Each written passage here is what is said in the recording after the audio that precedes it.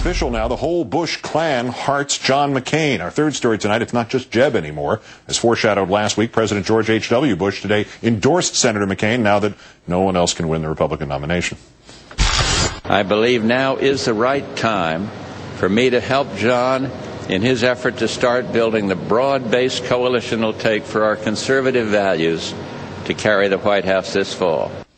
Why the coalition needs building after his son's presidency, the senior Bush did not mention, but Junior and Senator McCain set themselves up today for the fall. Asked about a New York Times report that he wants to keep Bush 43 behind closed doors, raising money and rallying conservatives. McCain denies that, saying, quote, "I'd be honored to be anywhere with him under any circumstances."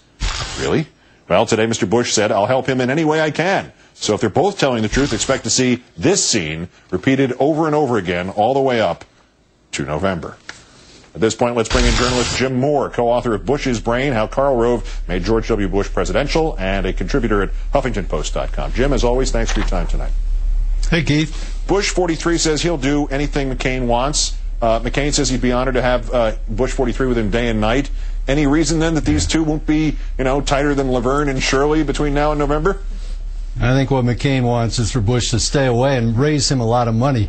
I really believe the only thing that we're going to see of McCain and Bush together is that photograph that you and everybody else in America are showing over and over and over of McCain hugging the president. It's going to be on every Democratic commercial, and before this campaign is over, it's going to be as iconic on the American landscape as the golden arches of McDonald's, as far as I can tell.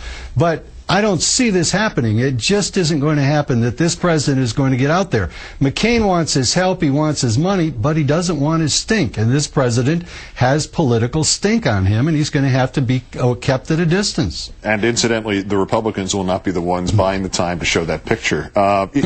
You're in Texas, you know Texas. Yeah. Do conservatives there value Bush 41's endorsement? Will they bite the bullet and pull the lever for McCain on March 4th because of it? No, I don't think that's going to happen. I think what's actually going to happen is a lot of the Republicans are going to go over and vote in the Democratic primary to vote against Hillary, sort of as an act of vengeance. But I should qualify it and say, though, that the president still does have a great standing in Texas. He's a loved man.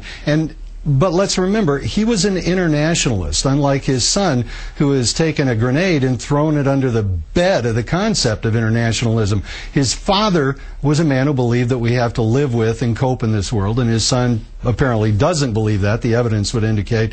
So it's kind of a way to say John McCain knows about the world and he thinks like I do, and he doesn't think like my son. Frankly, in many ways, this is a repudiation of his son's own policies. But then there are the policies from that administration that also come into play. McCain said yesterday, no new taxes. Was that a wise thing to invoke, just as you're getting the endorsement of the president who cut his political throat by saying the same thing, only with "read my lips" in front of it?